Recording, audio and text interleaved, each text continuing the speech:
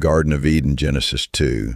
When I built the sky and the earth, there was no grass in the field yet, and there was no grain in the field. There was no place to grind the ground because I did not rain, and there was no man. But the fog came up from the ground and soaked the ground. When I made a man out of earth and brought his nose to life, he became a living spirit and moved. I placed him in Eden to give him a beautiful and rich garden. There was a tree of life and a tree that made you know good and evil. I took care of him and said, you can eat all the fruits of the garden as much as you want, but don't eat the fruits of the trees that make you know good and evil. You will die on the day you eat. I saw that it was not good for a man to be alone. So he put him to sleep deeply and took one of his ribs to make a woman. He led her to him, and they looked at each other and rejoiced. Adam said, this is my bone, my flesh. Thus men and women came to live as one with each other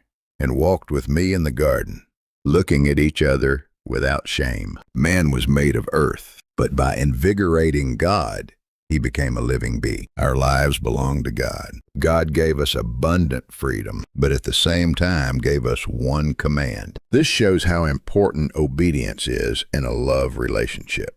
God didn't like people being alone, so he built a family, helped each other, and gave us a loving relationship. It is God's will to help men and women as one. It is not just a union. It is a union that respects and loves each other. In summary, the story of the Garden of Eden is a word that teaches us about relationships with God, obedience, and love and union between men. Thank you for subscribing.